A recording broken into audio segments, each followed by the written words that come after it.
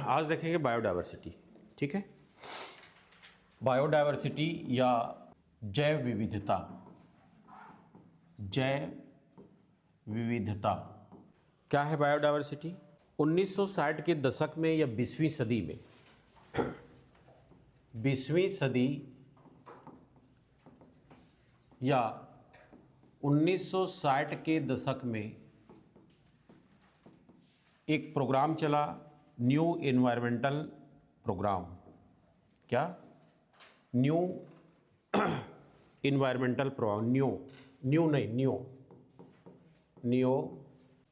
Environmental moment चला। ठीक, new environmental moment, पर्यावरण से संबंधित एक मोमेंट चलाया गया वहाँ पे 1960 के दशक में, 20वीं सदी में। ठीक है, इसी से जुड़ा हुआ है आपका बायोडायवर्सिटी। इसी से जुड़ा हुआ है आपका बायोडायवर्सिटी। ठीक, जैव विविधता या बायोडायवर्सिटी। विविधता का मतलब क्या है? विभिन्नताएं। जहाँ पर डिफरेंट टाइप्स के वनस्पति, प्लांट्स, जीवधारियाँ पाया जाएगा, उसी को बोला जाएगा जैव विविधता। जैव मतलब जीव, विविधता मतलब अनेक प्रकार के। ठीक है, जहाँ पर विभिन्न प्रकार के वनस्पतियों का या विभिन्न प्रकार के जीवों का संग्रहण होता है, उपलब्धता होती है, या जहाँ पर निवास करते हैं, वो है आपका जैव विविधता। ठीक, सर्वप्रथम जैव विविधता का शब्द, सर्वप्रथम जैव विविधता शब्द का प्रयोग किया था रोजेन ने, WC रोजेन। लिखेंगे 1985 में सर्वप्रथम जैव विविधता शब्द का प्रयोग किया था WC रोजेन ने। ठीक, 1986 में उसी को रिपीट किया किसने? E O Wilson. 1986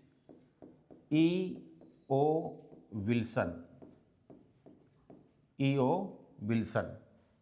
ठीक, 1968 में पहले ही एक दासमैन थे, उन्होंने कहा जैविक विविधता कहा था इसको। क्या कहा था? जैविक विविधता। कब?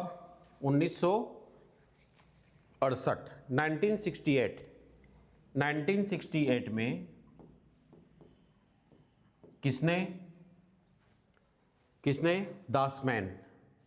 1968 में दासमैन थे। इन्होंने ये जो जैविक विविधता था उसको जैविक विविधता कहा था। क्या कहा था? जैविक विविधता। इसी को चेंज करके 1985 और 1986 में WC रोजेन और ईओ विल्सन ने क्या नाम दिया? जैव विविधता का नाम दिया। ठीक, जैव विविधता का नाम दिया। और जैव विविधता या बायोडायवर्सिटी क्या है? किसी निश्चित भौगोलिक क्षेत्र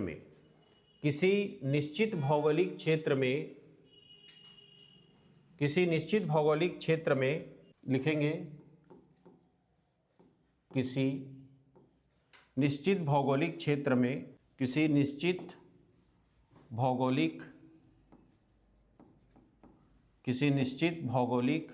क्षेत्र में जीवों अर्थात वनस्पतियों व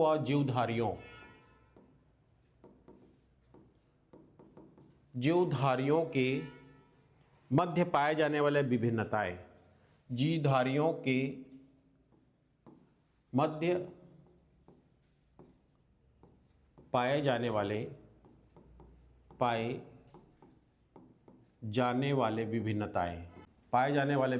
क्या है? जैव विविधता कहलाती है। पाए जाने वाले विविधताएं जैव विविधता कहलाती है। जैव विविधता कहलाती है। ठीक है, सर्वप्रथम जैविक विविधता का कॉन्सेप्ट किसने दिया? 1968 में दासमैन ने दिया। 1985 और 1986 में WC रोजेन और ईओ विल्सन ने उस जैविक विविधता को चेंज करके क्या कहा? जैव विविधता कहा, बायोडायवर्सिटी कहा। और बायोडायवर्सिटी किसी निश्चित भौगोलिक क्षेत्र में पाए जाने वाले वनस्पतियों एवं जीवधारियों की विभिन्नताएं हैं। डिफरेंट डिफरेंट टाइप से यदि प्लांट्स पाया जाएगा, एनिमल्स पाए जाएंगे, तो उसको हम क्या बोलते हैं? जैव विविधता कहा जाता है। ठीक है, जैव विविधता को टू कैटेगरीज में बांटा गया है। दो आधार पर जैव विविधताओं की परिभाषाएं दी गई है। ठीक है, पहला है आपका जो आपका बायोडायवर्सिटी है।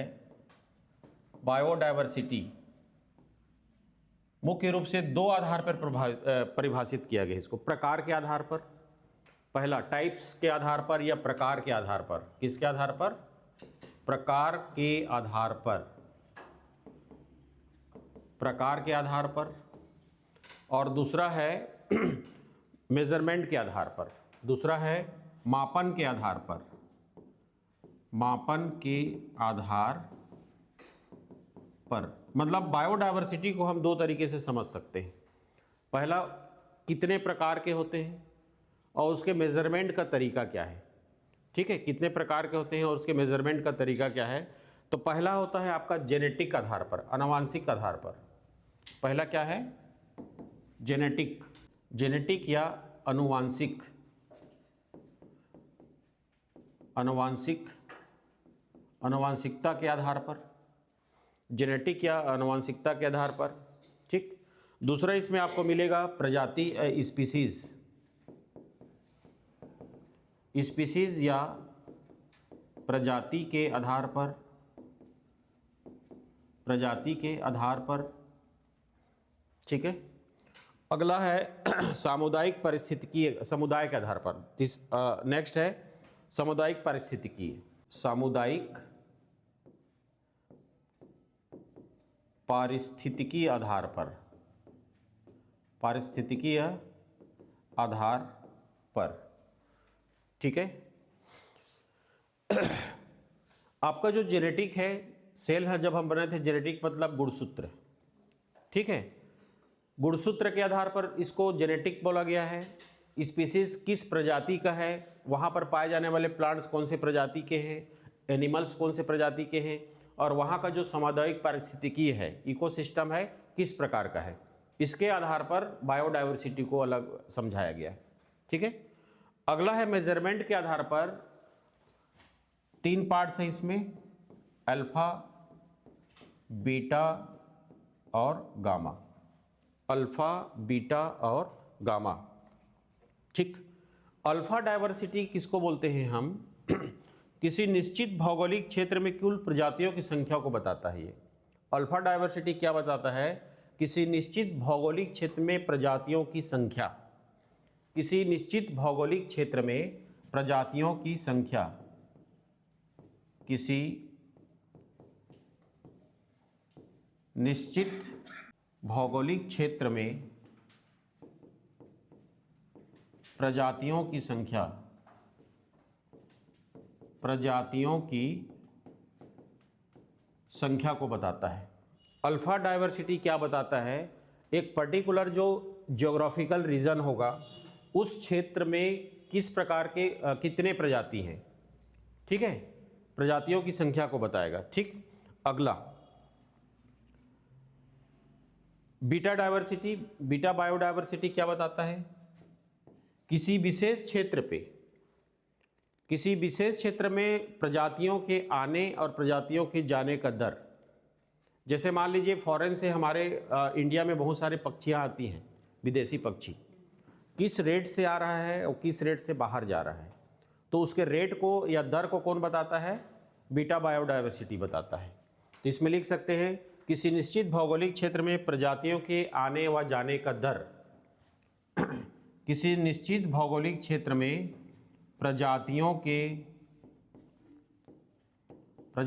के आने व जाने का दर को निर्धारित करता है कौन? Beta biodiversity, beta biodiversity. ठीक, अगला है गामा। गामा बायोडायवर्सिटी जो है वो प्रजातियों के मध्य अंतर संबंध को बताता है। प्रजातियों के मध्य अंतर संबंध, प्रजातियों के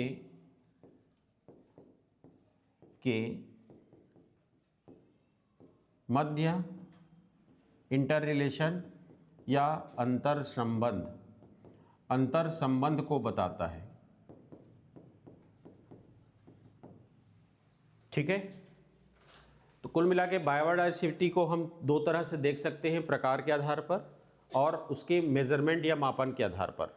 ठीक, पहला क्या होगा, जेनेटिक आधार पे कि किस उसका जीन्स क्या है, गुणसूत्र क्या है, जीन्स क्या है, स्पीसीज किस प्रजाति का है। और तीसरा है सामुदायिक पारिस्थिति के आधार पे, मतलब जहाँ पर जो, जैसे मान लीजिए जिस सोसाइटी में हम रह रहे हैं वहाँ का पारिस्थिति कैसा है। ठीक है, जैसे मान लीजिए अलग अलग एरिया पे जाएंगे, ट्रॉपिकल एरिया पे जाएंगे, आपका भूमध्य रेखा पर जाएंगे, पृथ्वी में यदि हम बात करें ग्लोबल स्तर पे, तो अलग अलग प्रकार के प्रजाति उसमें स्थित होते हैं। मंगोलाइड हो गया, ऑस्ट्रेलाइड्स हो गए। ठीक है, और अल्फा मापन मेजरमेंट के आधार पर अल्फा, बीटा और गामा। अल्फा बायोडायवर्सिटी क्या कहलाएगा, निश्चित भौगोलिक क्षेत्र में प्रजातियों की संख्या को बताता है। कि मान लीजिए रायगढ़ क्षेत्र में किसी विशेष प्रजाति के लोग निवास करते हैं, जैसे मान लीजिए आप जसपुर और अंबिकापुर क्षेत्र में जाएंगे तो पहाड़ी कोरवा आपको मिलेगा। पहाड़ी कोरवा, कोरवा, मांडिया, दंडामी मांडिया, ये सब का अलग अलग पर्टिकुलर क्षेत्र है। बिलासपुर एरिया में जाएंगे तो कौन सी जाति मिलेंगे आपको, छत्तीसगढ़ पढ़े ना, कौन से जाति। ठीक है, घड़वा शिल्प कहाँ पाया जाता है, रायगढ़ में कौन सा है, झारा शिल्प कहाँ है, झारा शिल्प एक ताल वाला झारा शिल्प है। तो इस तरह से अलग अलग प्रजाति के लोग निवास करते हैं, उसी को हम के आधार पर क्या करते हैं, बायोडायवर्सिटी को एक्सप्लेन करते हैं। ठीक है, प्रजातियों के आने और जाने की दर को कौन निर्धारित करता है, बीटा। ठीक, सब चीज में आएगा, प्लांट्स, पशु पक्षी। देखिए दुनिया में दो ही चीज, एनिमल और प्लांट। एनिमल के अंतर्गत हम लोग जो जीवधारी, हम लोग एनिमल में आते हैं, और प्लांट्स की एक अलग प्रजाति हो गई। ठीक, प्रजातियों के मध्य अंतर संबंध को रिलेट करता है, मतलब गामा, अल्फा और बीटा के बीच इंटर रिलेशन जो होता है उसको प्रदर्शित करता है गामा बायोडायवर्सिटी। ठीक है, तो इस तरह से हम देख सकते हैं क्या है बायोडायवर्सिटी में अल्फा, बीटा और गामा। क्लियर हो यहाँ तक। अब इसमें एक पॉइंट्स आपको मिलेगा कि बायोडायवर्सिटी ग्रेडियंट और बायोडायवर्सिटी क्षेत्र। ठीक है, बायोडायवर्सिटी क्षेत्र, बायोडायवर्सिटी दो प्रकार का होगा। अध्ययन के दृष्टि से हम दो प्रकार से पढ़ेंगे इसको। पहला है आपका ग्लोबल, पहला है आपका ग्लोबल स्तर पर, ग्लोबल स्तर पर, और दूसरा है नेशनल स्तर पर, दूसरा है आपका नेशनल स्तर पर, नेशनल स्तर पर या राष्ट्रीय स्तर पर, राष्ट्रीय स्तर पर। ग्लोबल मतलब वैश्विक स्तर पर, ग्लोबल का मतलब क्या हो जाएगा, वैश्विक स्तर पर। ठीक है, वैश्विक स्तर पर, वैश्विक स्तर पर, और वो है राष्ट्रीय स्तर पर। ठीक है, तो ग्लोबल स्तर को समझने से पहले आपको समझना पड़ेगा पृथ्वी के बारे में। ठीक है, ज्योग्राफी भी पढ़े होंगे मेरे ख्याल से आप लोग। कौन सी रेखा है ये, विषुवत, आइए, विषुवत, इसी को बोला जाता है भूमध्य, या इसी को बोला जाता है इक्वेटर। इसी को क्या बोला जाता है, इक्वेटर, 0 डिग्री, 0 डिग्री। ऐसी रेखा जो पृथ्वी को बराबर दो भागों में बांटता है, ऊपर की ओर और नीचे की ओर। ऐसी काल्पनिक रेखा जो पृथ्वी को दो गोलार्धों में बांटता है, उत्तरी गोलार्ध और नीचे दक्षिणी गोलार्ध में, उत्तरी गोलार्ध और दक्षिणी गोलार्ध में। ठीक है, ये आपका उत्तरी गोलार्ध और नीचे आपका आएगा दक्षिणी गोलार्ध। ठीक, 0 डिग्री से ऊपर, 0 डिग्री से ऊपर आपकी एक और काल्पनिक रेखा है जिसको हम क्या बोलते हैं, 23.5 अंश। ठीक है, कौन सी रेखा है, कौन सा, ऊपर वाला कि नीचे वाला, ऊपर वाला। क्या है ये, कर्क रेखा, और नीचे मकर रेखा। ठीक, इसके ऊपर आपको एक और मिलेगा 66.5 डिग्री, 66.5 अंश, ठीक है, और 66.5 अंश नीचे, ठीक। हमको उधर ज़्यादा जरूरत नहीं है। ये जो एरिया आपको देखने को मिल रहा है उष्णकटिबंधीय क्षेत्र कहलाता है। कौन सा क्षेत्र कहलाएगा? उष्णकटिबंधीय क्षेत्र। ये जो एरिया है आपका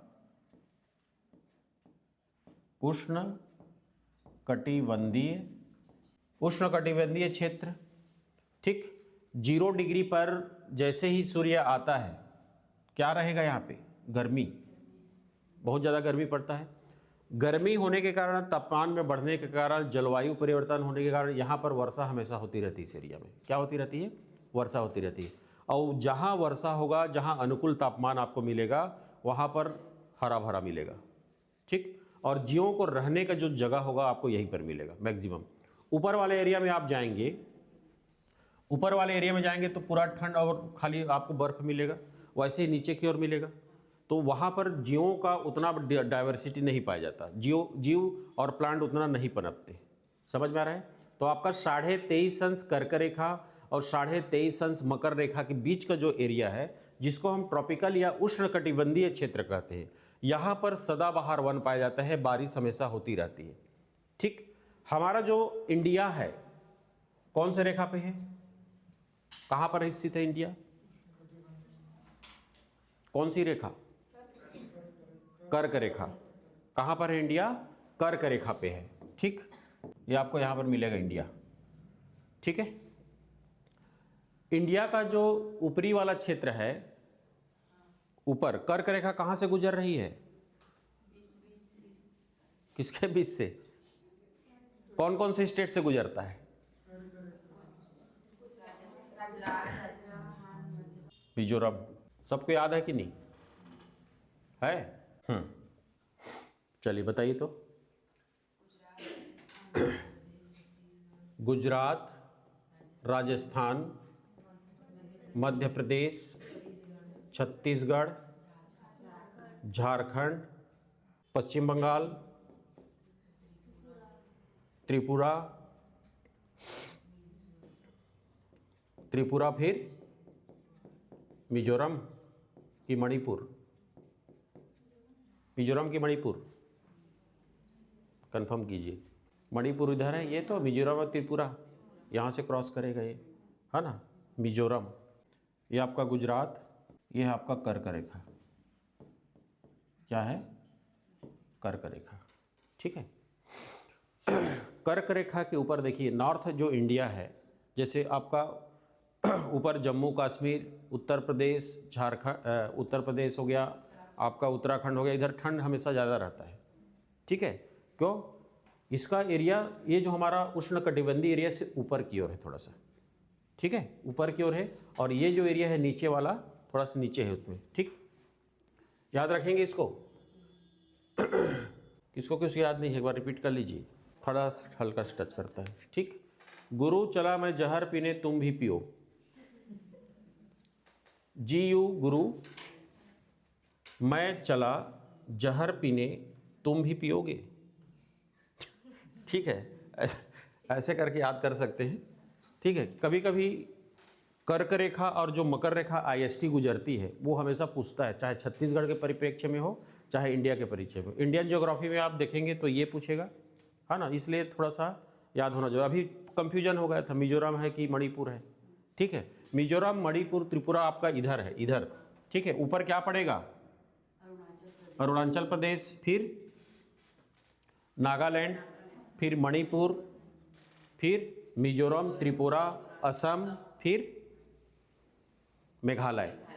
7 सिस्टर्स याद है सभी को? 7 सिस्टर विथ सिक्किम, ये पूरा आपका 7 सिस्टर एरिया है इधर, जिसको हम नॉर्थ ईस्ट बोलते हैं।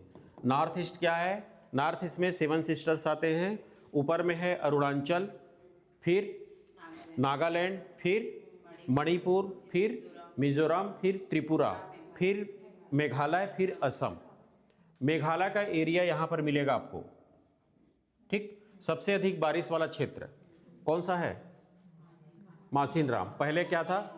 चेरापूंजी था, अब मासीराम हो, अभी फिर चेंज हो गया है। हाँ, तो करंट का मुद्दा होगा, वो हमेशा चेंज होते रहता है। वो बनने वाले मानसून के ऊपर डिपेंड करता है कि कहाँ सबसे ज़्यादा बारिश हो रही है। ठीक है, तो मासीराम को माना जाता है। वहाँ पर 3 पहाड़ियाँ हैं, गारो, खासी, जयंतिया। तो कौन सी पहाड़ी पर मासीराम है? खासी। बीच वाला जो मिडिल पड़ता है गारो, खासी, जयंतिया, पहाड़ियों का अलग अलग ब्रेक है।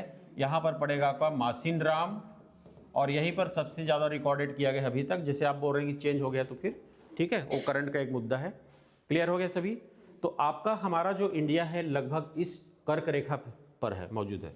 ठीक, तो ग्लोबल दृष्टि पर देखें हम, पहला तो भूमध्य रेखा के ऊपर और भूमध्य रेखा के नीचे 23.5 डिग्री तक ये हमेशा उष्णकटिबंधीय क्षेत्र है। वर्षा होती रहती है, तापमान बढ़ता है, जिसके कारण परिवर्तन होता है और बारिश होती रहती है। सदाबहार वन पाया जाता है इसमें। और जहाँ पर आपको अनुकूल परिस्थिति और अनुकूल क्षेत्र मिलेगा, सदाबहार वन पाया जाएगा, वहीं पर प्लांट अधिक होंगे। प्लांट जहाँ पर होंगे वहाँ पर जीव जंतु रहेंगे। ठीक, तो कुल मिला के हमारा जो मैक्सिमम बायोडाइवर्सिटी का एरिया है, कौन सा एरिया है? उष्णकटिबंधीय क्षेत्र, उष्णकटिबंधीय क्षेत्र। ठीक, आपका जो मकर रेखा है इंडिया से गुजर रहा है, कौन? कर्क रेखा। मकर रेखा कौन से देश से गुजरेगा? केवल एक देश का नाम बताइए, इधर भी गुजरता है, ऑस्ट्रेलिया। मकर रेखा किससे गुजरता है? ऑस्ट्रेलिया से। ये ऑस्ट्रेलिया, ऑस्ट्रेलिया से गुजरेगा। ठीक, याद रखेंगे। इधर अफ्रीका के नीचे वाला टच करता है, अमेरिका को भी टच करते हैं, राउंडिंग हो जाता है, लेकिन आप ऑस्ट्रेलिया को याद रखेंगे। ठीक है, तो सबसे पहला जो एरिया है कौन सा है? उष्णकटिबंधीय एरिया। अब देखिए, कर्क रेखा के ऊपर का क्षेत्र और कर्क रेखा के नीचे का क्षेत्र। ठीक है, इसमें 2 रेखाएं आपको मिलेंगी, अक्षांश रेखा और देशांतर रेखा। अक्षांश रेखा क्या है? अक्षांश रेखा अप टू डाउन रहेगा कि लेफ्ट टू राइट बनेगा? Left to right. ये तो हमारा 0 डिग्री हो गया, ये हो गया 23, ये हो गया 23। ठीक है, उसके बाद 66 पाया जाएगा, फिर यहाँ पर पाया जाएगा 90, यहाँ पर पाया जाएगा 90, 66/2। ठीक, ये है आपका अक्षांश रेखा। क्या रेखा कहलाएंगे इसको? अक्षांश रेखा कहलाती है। ज्योग्राफी में तो पढ़े होंगे आप लोग, सुनील सर पढ़ा रहे थे तो ये पढ़े। ठीक है, कितने अक्षांश रेखाएं होती है? 181। 0 से ऊपर 90 और 0 से नीचे 90 और बीच का 0 मिला के 90 + 90 + 1 = 181। 181 अक्षांश रेखा। ठीक है, देशांतर रेखा क्या होगा? नीचे वाला, लेफ्ट टू राइट, ये है आपका देशांतर। ठीक, अक्षांश रेखा मौसम को क्या करता है? अक्षांश रेखा से मौसम निर्धारित होती है। हमारे जो भी जलवायु है, पूरे पृथ्वी का जलवायु या भारत का जलवायु, उसका निर्धारण कौन करता है? अक्षांश रेखा। ठीक, लेकिन देशांतर रेखा जो है वो समय का निर्धारण करता है, समय का निर्धारण करता है। हर अलग अलग देशांतर रेखाओं के बीच में समय का अंतर पाया जाएगा, और यही कारण है कि विदेश और हमारे इंडिया में, जैसे अमेरिका और इंडिया में लेंगे तो दोनों देशों के बीच में समय का जो अंतर होता है कितना है? 5.5 घंटे का। 5.5 घंटे का अंतर पाया जाता है। ठीक है, 5.5 घंटे का अंतर पाया जाएगा। यदि मान लीजिए अमेरिका में 12 बज रहा है तो यहाँ पर कितना बजेगा? 5:30 बजते रहेगा। 5:30 बजे का अंतर रहता है वो। ठीक है, तो ये है आपका देशांतर रेखा। देशांतर रेखा से समय का निर्धारण होता है, और अक्षांश रेखा से मौसम का निर्धारण होता है। मौसम का निर्धारण नोट कर लेंगे इसको। ठीक है, तो हमारा जो मेन रीजन है, प्रत्येक अक्षांश रेखा के बीच में मौसम अलग अलग और आपकी बायोडाइवर्सिटी अलग अलग चेंज होगी। प्रत्येक अक्षांश रेखा के बीच में क्या होगा? बायोडाइवर्सिटी परिवर्तित होगा। ठीक, तो जैसे ही आप ऊपर की ओर जाएंगे, भूमध्य रेखा से या विषुवत रेखा से या ऊपर की ओर जाएंगे, एक अक्षांश से दूसरे अक्षांश की ओर जैसे ही बढ़ते जाएंगे, या हाइट में चलते जाएंगे तो आपकी बायोडायवर्सिटी डाउन होती जाएगी। बायोडायवर्सिटी क्या होगी? डाउन होती जाएगी। क्यों? जैसे ही ऊपर बढ़ेंगे आपको उस प्रकार के अनुकूल स्थिति नहीं मिलेगा। ऊपर जाएंगे ठंड बढ़ेगा, बर्फ ज़्यादा जमे रहेगा, तो वहाँ पर उस प्रकार की न तो आपको प्रजाति मिलेगी, बहुत ही कम प्रजाति मिलेगी जो उसकी अनुकूलताओं में ढल गए हैं, अनुकूलित हो गए हैं। ठीक, जैसे ऊपर में जाएंगे तो आपका वाइट बियर मिलता है, वाइट बियर मिलता है, सफ़ेद भालू, बर्फ में ही रहते हैं उन लोग, ऐसी तरह के प्राणी मिल देंगे। बहुत ही कम पेड़ पौधे प्लांट्स आपको मिलेंगे। ठीक है, तो दो अक्षांश रेखाओं के बीच में बायोडायवर्सिटी में जो परिवर्तन आपको देखने को मिलता है उस अंतर को बोलते हैं बायोडायवर्सिटी ग्रेडियंट। क्या बोलेंगे? बायोडायवर्सिटी ग्रेडियंट बोला जाता है। ठीक, यहां पर लिख सकते हैं बायोडायवर्सिटी ग्रेडियंट, बायोडायवर्सिटी ग्रेडियंट। ठीक, भूमध्य रेखा के आसपास, मैं लिखवा दे रहा हूं, इसको लिखिए, इतना समझ गए? लिखेंगे भूमध्य रेखा के आसपास के क्षेत्र में, भूमध्य रेखा के आसपास के क्षेत्र में बायोडायवर्सिटी सर्वाधिक पाई जाती है। भूमध्य रेखा के आसपास के क्षेत्र में बायोडायवर्सिटी या जैव विविधता सर्वाधिक पाई जाती है। भूमध्य रेखा के ऊपर, एक एक लाइन में लिखिए, वन लाइनर टाइप से लिखिएगा। जैसे ही मैं अगला लाइन चालू करता हूं नेक्स्ट लाइन पकड़ेंगे। भूमध्य रेखा के ऊपर उत्तरी अक्षांश की ओर, भूमध्य रेखा के ऊपर उत्तरी अक्षांश की ओर बायोडायवर्सिटी कम हो जाता है, बायोडायवर्सिटी कम हो जाता है। ठीक है, आया समझ में? क्या लिखा है मैं? भूमध्य रेखा के ऊपर उत्तरी अक्षांश की ओर बायोडायवर्सिटी क्या हो जाएगा? धीरे धीरे धीरे धीरे कम हो जाएगा। सर्वाधिक महत्वपूर्ण जो क्षेत्र है बायोडायवर्सिटी का, कौन सा होगा आपका? कौन सा एरिया? उष्णकटिबंधीय एरिया। क्लियर है? अब लिखेंगे उच्च अक्षांश, उच्च अक्षांश और निम्न अक्षांश। जैसे ही आप ऊपर की ओर जाएंगे उसको क्या बोलेंगे? उच्च अक्षांश, और नीचे क्या रहेगा? निम्न अक्षांश रहेगा। समझ में आ रहा है? तो लिखेंगे उच्च अक्षांश और निम्न अक्षांश के मध्य, उच्च अक्षांश और निम्न अक्षांश के मध्य बायोडायवर्सिटी में जो अंतर पाया जाता है, ठीक है, बायोडायवर्सिटी में जो अंतर पाया जाता है उसी को हम बोलते हैं बायोडायवर्सिटी ग्रेडियंट। क्या बोला जाएगा? बायोडायवर्सिटी ग्रेडियंट्स बोला जाएगा। बायोडायवर्सिटी में अंतर, पाए जाने वाले अंतर, उच्च अक्षांश और निम्न अक्षांश के मध्य पाए जाने वाले बायोडायवर्सिटी में अंतर क्या कहलाएगा? बायोडायवर्सिटी ग्रेडियंट कहलाएगा। बायोडायवर्सिटी ग्रेडियंट, या इसको जैव विविधता प्रवणता कहते हैं। क्या बोलेंगे इसको? जैव विविधता प्रवणता, जैव विविधता प्रवणता, जैव विविधता प्रवणता कहते हैं। ठीक है, आ रहा है समझ में? क्लियर? फिर से मैं रिपीट कर दे रहा हूं। हमारा पृथ्वी अक्षांश रेखा और देशांतर रेखाओं में डिवाइड किया गया है, और ये रेखा है नहीं, एक काल्पनिक रेखा है। ये क्या है? ये काल्पनिक रेखा, ऐसे खिंचाया नहीं है। ठीक है, काल्पनिक रेखा है, उसको हमारे अध्ययन की दृष्टि से अलग अलग पार्ट्स में डिवाइड किया गया है। अक्षांश रेखाओं की संख्या कुल कितनी है? अक्षांश रेखाओं की संख्या कितनी है? 181, जीरो। भूमध्य रेखा, विषुवत रेखा या इक्वेटर को मिलाकर कितना टोटल अक्षांश रेखा है? 181। देशांतर रेखाओं की संख्या कितना है? 360। यहां पर भी एक आपका मकर रेखा, सॉरी, ये बीच में एक लाइन रहेगी, कौन सी? IST जिसको बोलते हैं। क्या बोलेंगे इसको? IST, IST की GST? GST, वो तो इंडिया से गुजरेगा। IST इंडियन स्टैंडर्ड टाइम, ये GST क्या है? GST Greenwich standard time. ठीक है, जो हाँ ब्रिटेन से जो निकलता है वो पूरा विश्व का है वो, और हमारे इंडिया से जो खिंचाया है वो IST है। ठीक है, इंडियन स्टैंडर्ड टाइम से। ठीक, तो ये जो IST लाइन है इसके इधर 180 और इसके इधर 180, कितना हुआ 360, और एक बीच वाला क्या हो जाएगा 360 + 1 मतलब 361 हो जाएगा, याद रखेंगे। और प्रत्येक देशांतर रेखाओं के बीच की दूरी, प्रत्येक देशांतर रेखा की जो बीच की दूरी है 111 किलोमीटर।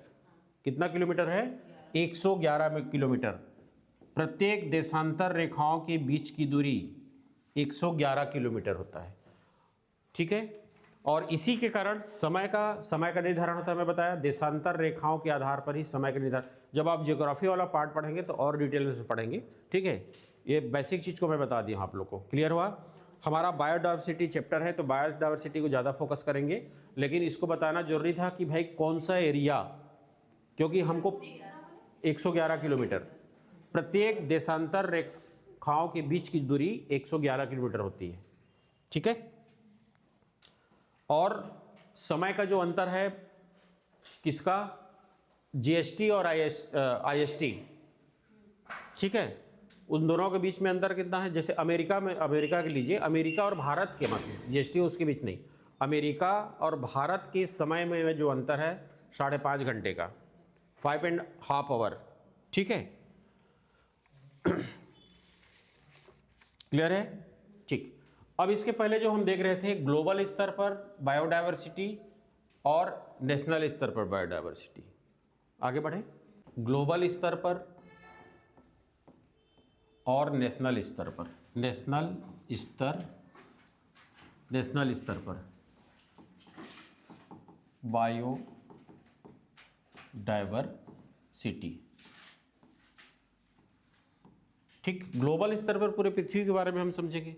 तो पहले हमने अभी देखा कि भाई जो उष्णकटिबंधीय क्षेत्र है सबसे अधिक बायोडायवर्सिटी वहाँ पर पाया जाएगा, ठीक है। सबसे अधिक बायोडायवर्सिटी कहाँ पर पाया जाएगा, उष्णकटिबंधीय क्षेत्र पे। तो इसको 4 स्तरों में बांटा गया है।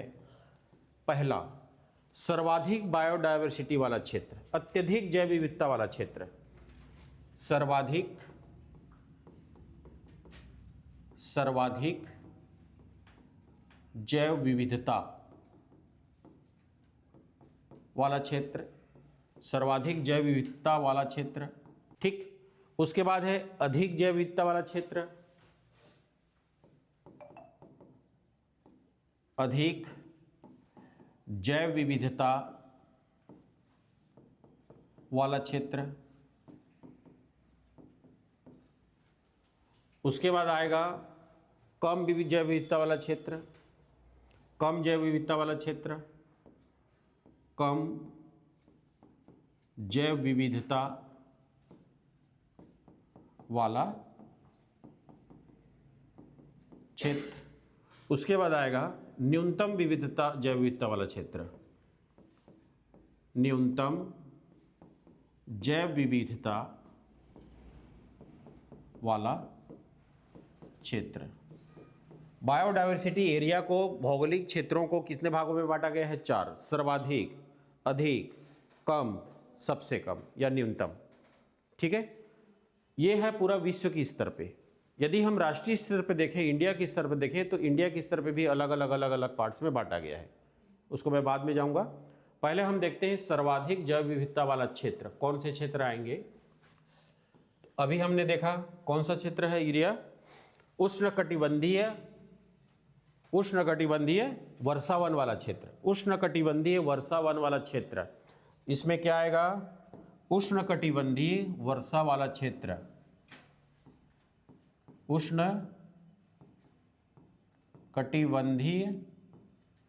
उष्णकटिबंधीय वर्षा वन वाला क्षेत्र। अभी बताया मैं उस ट्रॉपिकल रीजन को, ठीक है। 23.5 अंश ऊपर और 23.5 अंश नीचे, मकर और कर्क रेखा के बीच सर्वाधिक मात्रा में आपकी बायोडायवर्सिटी पाई जाएगी, ठीक। होता क्या है यहाँ पे, उच्च आर्द्रता और अधिक तापमान के कारण, उच्च आर्द्रता तथा अधिक तापमान अधिक तापमान के कारण इस एरिया में प्लांट्स हो चाहे एनिमल्स हो, प्रजनन क्षमता ज़्यादा होती है, अनुकूल स्थिति मिलता है। ठीक, प्रजनन दर अधिक होता है के कारण प्रजनन दर अधिक होगा, और प्रजनन दर अधिक होने के कारण वहां पर क्या होता है, सदाबहार वन पाए जाते हैं। अधिक होने के कारण क्या पाया जाता है वहां पे, सदाबहार वन पाए जाते हैं, सदाबहार वन पाए जाते हैं। ठीक, उच्च आर्द्रता, उच्च तापमान के कारण वहाँ पर सदाबहार वन पाए जाते हैं, तथा अधिक मात्रा में वनस्पतियाँ एवं जीव जंतु पनपते हैं वहाँ पे, अधिक मात्रा में वनस्पतियाँ एवं जीव जंतु। अतः अधिक मात्रा में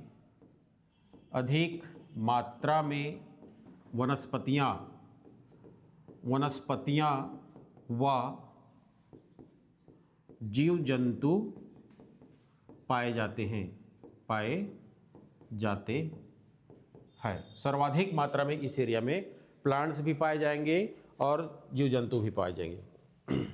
ठीक है, चूंकि ये जो आपका उष्णकटिबंधीय वर्षा वन वाला क्षेत्र है, उष्णकटिबंधीय क्षेत्र है, मकर रेखा और कर्क रेखा के बीच में सर्वाधिक मात्रा में बायोडायवर्सिटी यहाँ पर पाया जाता है। विभिन्न प्रजातियों के, विभिन्न जातियों के प्लांट्स पाए जाते हैं, जीव जंतु पाए जाते हैं। इसलिए ये जो एरिया है उसको बोलते हैं जैव विविधता का भंडार। इस एरिया को बोला जाता है जैव विविधता का भंडार। जैव विविधता का भंडार, जैव विविधता का क्या बोला जाता है, भंडार बोला जाता है। जैव विविधता का भंडार कहाँ किसको बोला जाता है, उष्णकटिबंधीय वर्षा वन वाला क्षेत्र। और इसको कई तरह से पूछ सकता है, कर्क रेखा से मकर रेखा के बीच, ट्रॉपिकल एरिया, उष्णकटिबंधीय एरिया, कुछ भी करके पूछ सकता है। ठीक है, विश्व का लगभग 13% क्षेत्र उष्णकटिबंधीय वर्षा वन वाला क्षेत्र है। पूरे विश्व का लगभग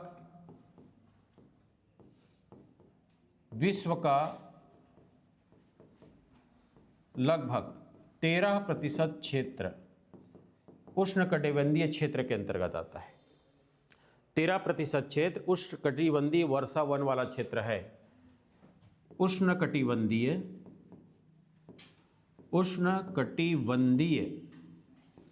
वर्षा वन वाला क्षेत्र है, जहां पर 50% से अधिक प्रजातियां निहित हैं। ठीक है, 50% से अधिक जीव जंतु तथा वनस्पतियां क्या होती हैं, पाई जाती हैं, निवासरत होते हैं। जहां पूरे विश्व का 50% से भी अधिक, 50% से अधिक क्या पाया जाता है, जीव जंतु एवं वनस्पतियां पाई जाती हैं। वनस्पतियां, जीव जंतु एवं वनस्पतियां पाई जाती है। और जहां पर 50% से भी अधिक प्रजाति के प्लांट्स, अधिक प्रजातियों के जीव जंतु पाए जाएंगे, इसीलिए उस एरिया को सर्वाधिक जैव विविधता वाला क्षेत्र के अंतर्गत लिया गया है। पूरे भौगोलिक क्षेत्र का 13% वर्षा वन वाला क्षेत्र इस एरिया में आता है। पूरे विश्व के प्रजातियों का 50% एनिमल्स और प्लांट कहाँ पर रहता है, उष्णकटिबंधीय वर्षा वन वाला क्षेत्र में रहता है। इसलिए इस एरिया को ग्लोबल दृष्टि से यदि देखें तो सर्वाधिक जैव विविधता वाले क्षेत्र के अंतर्गत रखा गया है। क्लियर हुआ यहाँ तक? ठीक, अगला फिर आता है आपका कोरल रीफ। ठीक, इसको बाद में देखेंगे, टाइम हो गया है। इसी में हम आगे बढ़ रहे हैं दूसरे नंबर पे, कोरल रीफ वाला क्षेत्र। कोरल रीफ क्या है, मूंगा, समुद्री क्षेत्र। हम ये पृथ्वी के अंदर देख लिए, ट्रॉपिकल एरिया। समुद्र में भी विभिन्न प्रकार के जीव जंतु पाए जाते हैं। वैसे भी जीवों का विकास कहाँ से शुरुआत हुआ है, समुद्र से। जीव का शुरुआत कहाँ से हुआ? मैं स्टार्टिंग क्लास में फर्स्ट डे साइंस में पढ़ाया था। कहाँ से शुरुआत हुआ? समुद्र से शुरुआत हुआ। ठीक, तो वो जो कोरल रीफ वाला जो जगह है जिसमें क्या बोलते हैं, मूंगा, कोरल रीफ क्या बोलते हैं? कोरल रीफ सुने हैं? Coral reef. ठीक, समुद्र के अंदर शैवाल भित्ति जिसको बोला जाता है, इस तरह से कोरल रीफ पाया जाता है। एक जीव है, कोरल एक जीव है जो कैल्शियम का परत छोड़ते जाता है। वो कैल्शियम का क्या छोड़ते जाता है? परत छोड़ते जाता है। और कैल्शियम का वो परत जमते जमते जमते जमते पूरा पहाड़ बन जाता है, वो स्ट्रॉन्ग चट्टान बन जाता है। और इसके बीच में जगह खाली रहता है। और वो जो जगह खाली रहता है समुद्री जीव जंतु के वास के लिए काफ़ी अनुकूल जगह रहता है वो। तो इसलिए कोरल रीफ वाला जो जगह है उसको भी प्लांट और जीव जंतुओं के विविधता के रूप में पाया जाता है, यहाँ पे सर्वाधिक मात्रा में पाया जाता है। फर्स्ट नंबर में ट्रॉपिकल ये वाला एरिया, उष्णकटिबंधीय वर्षावन वाला एरिया, और दूसरा समुद्र के अंदर आ जाएंगे तो कोरल रीफ वाला एरिया। ठीक, कोरल रीफ वाला इसमें बहुत सारे जीव जंतु प्लांट्स पाए जाएंगे। ठीक है, इसके बाद आता है आपका वेटलैंड एरिया, आर्द्र भूमियाँ। तीसरा नंबर में आएगा वेटलैंड एरिया या आर्द्र भूमि वाला क्षेत्र। इसको डिटेल कल देखेंगे हम लोग दोनों को। ठीक है, कुल मिला के बायोडायवर्सिटी क्या है? प्रजातियों की विभिन्नता, चाहे वह प्लांट हो चाहे जीव जंतु हो, विभिन्नता ही जैव विविधता है। जितने अधिक मात्रा में विभिन्नताएं पाई जाएंगी आपकी बायोडायवर्सिटी उतनी ही विस्तृत होगा। ठीक है, क्लियर है? मौसम का निर्धारण कौन से रेखा करेगा? अक्षांश रेखा। समय का निर्धारण कौन करता है? देशांतर रेखा। ठीक है, जैसे जैसे आप ज्योग्राफी में वाला पार्ट में पढ़ेंगे, जैसे जलवायु या मानसून जब आता है, ठीक है, मानसून प्रवेश करता है, कहाँ से जाएगा, किस अक्षांश रेखा में प्रवेश करेगा। आप जनरली जब मौसम विभाग द्वारा जो मैप दिया जाता है देखिएगा, वो ऐसे ऐसे ऐसे ऐसे लाइन खींचा रहता है वो। ठीक है, चलिए ठीक है। फिर टेम्परेचर अधिक रहेगा। देखिए आपका ये दो जो एरिया है कर्क और मकर के बीच में, सूर्य इसी रेखा के बीच में अप एंड डाउन होते रहते हैं। ठीक है, जिस समय सूर्य इस रेखा के नज़दीक में पहुंचेगा उस समय सर्वाधिक तापमान रहता है, यहाँ पे सर्वाधिक तापमान रहेगा। और सबसे बड़ा दिन कौन सा दिन है? 21 दिसंबर 21 दिसंबर है ना, 22 दिसंबर। ठीक, सबसे बड़ा रात और छोटा दिन, सबसे छोटा दिन और सबसे बड़ा रात। और जैसे ही सूर्य यहाँ पर पहुँचता है पे मकर रेखा पे अभी पहुँचने वाला है मकर संक्रांति के दिन। ठीक है, धीरे धीरे सन इधर, इसलिए बोला जाता है सर दक्षिणायन, उत्तरायण हो रहा है कि दक्षिणायन हो रहा है। ठीक है, और इस दिन मकर संक्रांति के दिन सूर्य एकदम सीधी मकर रेखा के सीधी में आ जाती है। और इसी दिन से फिर दिन बड़ा होना चालू होता है। उसके बाद फिर धीरे धीरे इन्हीं दोनों रेखा के बीच में अर्थ मूव करते रहता है, ऊपर नहीं जाएगा, ऊपर जाता ही नहीं। 6 महीना देखो, अर्थ का जो मूवमेंट है थोड़ा सा टिल्ड है वो, इसलिए नहीं पता। अर्थ एकदम ऐसा नहीं है, थोड़ा सा टिल्ट है ना। ये आप इसको ऐसे समझ लीजिए, इधर या इधर जैसे, है ना। तो अर्थ का जो मूवमेंट है हमेशा कर्क रेखा और मकर रेखा के बीच में ही वो मूवमेंट करते रहता है। इधर बहुत ही कम रोशनी पड़ता है, ऊपर की ओर नहीं पड़ेगा और आपके नीचे की ओर नहीं पड़ेगा। इधर आपका क्या है? अंटार्कटिका, ऊपर उत्तरी गोलार्ध। ठीक है, तो वही रीजन है। तो उसका मूवमेंट उस प्रकार से है कि सन के उस डायरेक्शन पे, मतलब उस रेखा पे कहना चाहिए, केवल इतना ही वाला एरिया ज़्यादा पड़ता है। इसलिए यहाँ से लेके यहाँ तक जो मौसम है, मैं बताया ना, मौसम कौन परिवर्तित करते हैं? अक्षांश रेखा।